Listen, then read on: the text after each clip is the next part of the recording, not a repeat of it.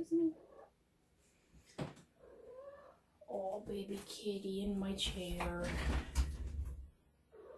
Kitty, oh no. I just can't let you go. Lord knows that. Hello everybody, if you're new here, my name is Kat, and if you're not, welcome back to my channel. So I've been wanting to kind of revamp up my living room a little bit, but let's be honest, money is a problem. I was trying to think of a way to make my living room look great without a lot of money. In this video, I'm going to use something that I personally have quite a bit of. For the most part, I usually keep around, and that is canvas. Now, I did actually have to get some more canvas in order to do this project, but I needed more anyways.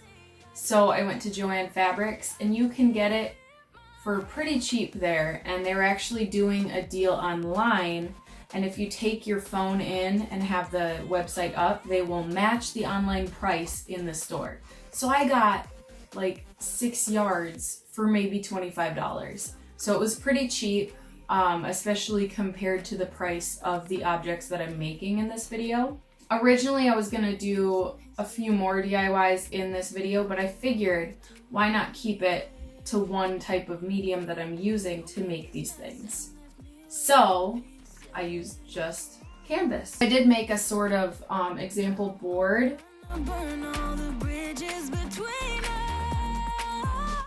I will be making a drop cloth type of rug because my carpet is disgusting and I'm sick of looking at it. I'll also be reupholstering a chair that I have in my living room that's stained and gross. And I will be making a poof. I will put all of the supplies needed before each DIY, and I will also put it down below so that you know what I'm using. And I don't use many items for this, so it's really cheap, really easy to do. I do sew in this video, but you don't need to know any like special stitch to make any of these things. Let's get into the video.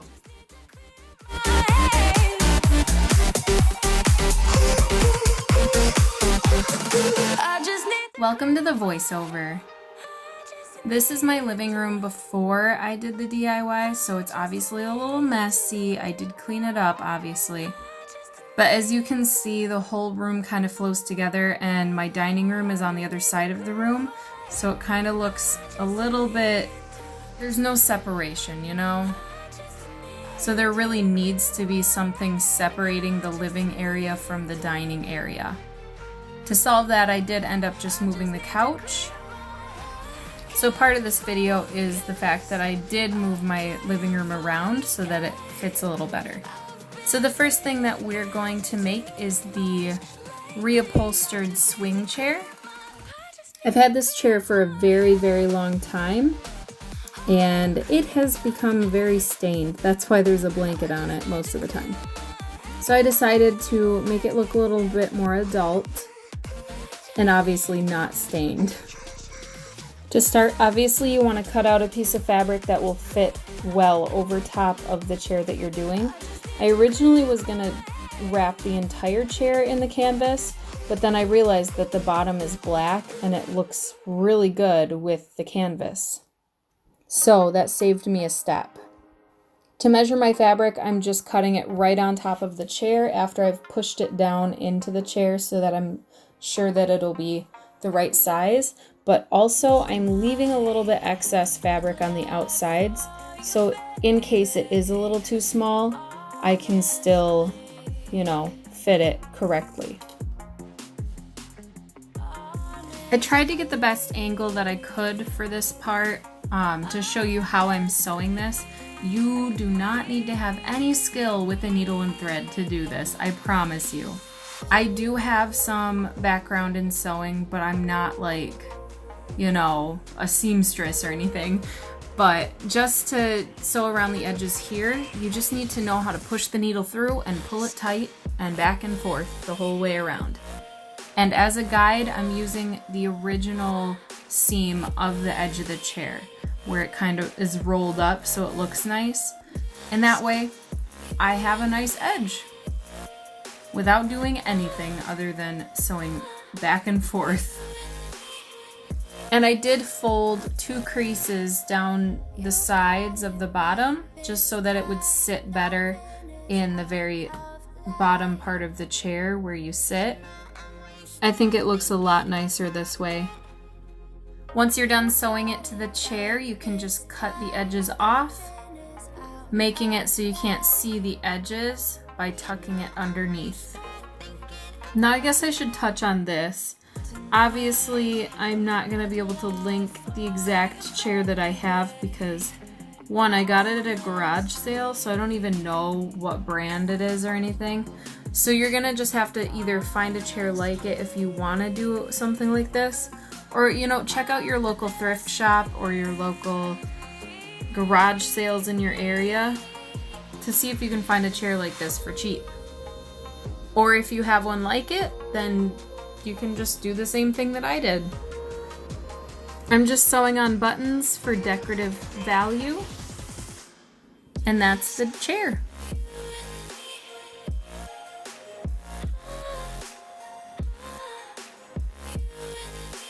Okay, next up is the DIY Bohemian style drop cloth rug. Now, like I said, money is an issue usually when I'm redoing things. That's why I try to reuse other items or, you know, use cheaper products to make what I need. That's why my channel seems to be a budget-friendly channel, because I have a budget. So for this DIY though, I was kind of inspired by previous projects I've done. Just plain canvas. I was like, why can't that be a rug? The only issue is that you should not vacuum canvas, because if you vacuum canvas, it might get stuck in your vacuum. So I would highly suggest always shaking a rug like this out instead of using a vacuum on it. So it's not really any extra hassle to clean. Anyways, you want to start by gluing down all of the edges to make a nice clean line for your edge. Otherwise, you might have some fraying. And when you glue it down, there may be some bubbling. So I went ahead and I ironed it before I painted it. And then also later on, it will kind of dissipate the bubbling as the glue dries completely. So before I started painting, I did measure out where I wanted my chevrons to be. And you really can paint any design you want to on this type of rug. As long as it's with fabric paint, it'll hold. So go crazy and be creative. Also, side note, if you guys make this, I would love to see any creations of this type of rug that you make that's different or even similar to mine. I love to see the creative ideas that other people have, and I really hope that I get to see some of your guys' stuff. Anyways, so once I have the chevrons mapped out for the whole rug, and I know that they're gonna be kind of even along the entire rug, I'm gonna just go in with some of my paint. I'm starting with a blue paint. It's like teal, minty almost. And then I'm going over top of that with a black paint to kind of create like a messy tribal pattern. I like with a pattern like this, it doesn't need to be perfect, so anyone can do it. If you have a ruler, then you can make these lines. Or even if you don't have a ruler. And really for that rug, that is it. Once it's all dry, it's ready to be laid out and used in your space.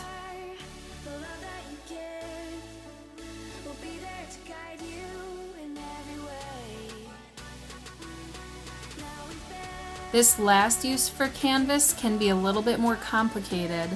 I did use a needle and thread, but you could use glue instead. Also, you could make it a square shape, or you could bunch up the ends instead, if that makes sense. Probably not. But you can do multiple different things instead of what I'm doing here. But I really like the look of the rounded poofs. And in case you're confused about what a poof is, it's like an ottoman, but it's just filled with some sort of filling. And in this case, I got packing peanuts from UPS for $3 to stuff this, instead of paying way more money to get like beanbag filling or like some sort of special ottomans filler. So life hack there for ya. Definitely get packing peanuts from the UPS store, especially if you're refilling something or something like that. They hold up really well. To start this off, I'm using an old laundry basket just to measure the size and make sure that I'm cutting a perfect circle. And I'm measuring roughly around that to create like a lip for where I'll have extra fabric for the inside of the ottoman. Once you get this measured out, you'll know how much fabric you'll need to go around the edges. And I'm telling you right now, I did not use math to figure this out. I just wrapped the fabric around the line and went from there. And you can always leave a little extra fabric in case you're not sure if you have enough. And I wasn't very good at showing this, but I did cut little like slits in the edges of the straight part of the fabric, so the part that goes around the circles. That just helps it to curve a little easier and fold under without any wrinkling.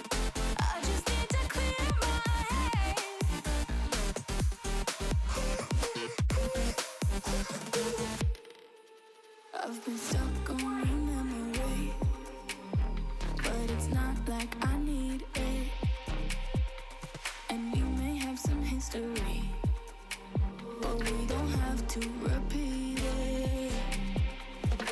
You made this mess and left me with the pieces. So I apologize, the rest of this voiceover might be a little noisy because they're doing some work next door to where I live. So I just wanted to warn you. So for the stitch that I'm using for this item, it's the same exact stitch that I used for the chair. And if you're using glue, like I said before, you just do the same thing where you glue the inside and glue it together. And it should hold pretty well. I just didn't want to chance it. I wanted something that'll last a little longer, because I'm not sure how long it would last with just the glue.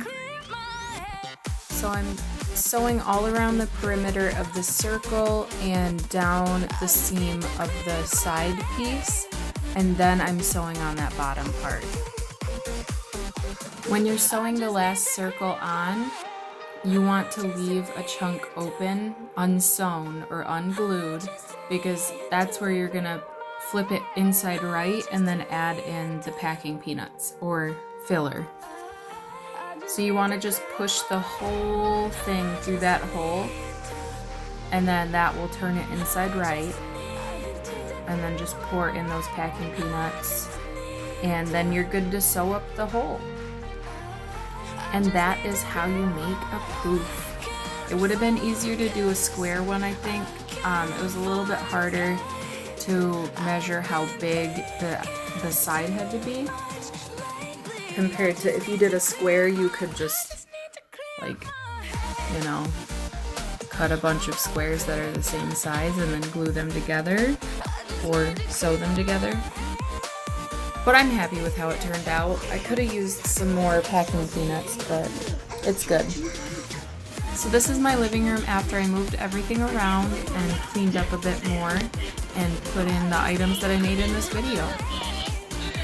I think it looks so much better this way. I never tried to put my couch where it is in this video, so I like it. These DIYs were so easy. It did take some time, but it was definitely worth it compared to buying an expensive rug or an expensive poof or getting rid of this chair that I have.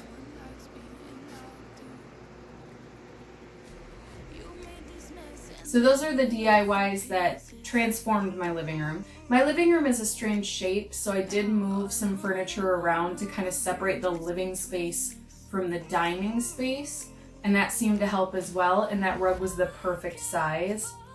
My next step in that living room is to make a coffee table and maybe an end table because I have nowhere to set things, so look for those videos in the future. Well, if you enjoyed this video, don't forget to like, comment, and subscribe, and hit the bell icon so you can see when I upload. Do it, meow! I feel so awkward when I do that sometimes, guys. But I really like it, because my name's Cat. So do it, meow! Hello, it's editing me. I also wanted to say thank you so much for 5,000 subscribers. I cannot even believe that I have gotten this many subscribers in this short of time. So thank you all so much for supporting me, and all of you that are following my channel as I continue to post and everything. Thank you so much for sticking by me. I know there's not a ton of you that watch every single one of my videos, but it's insane that people really enjoy what I make. So thank you so much for all the support. Bye.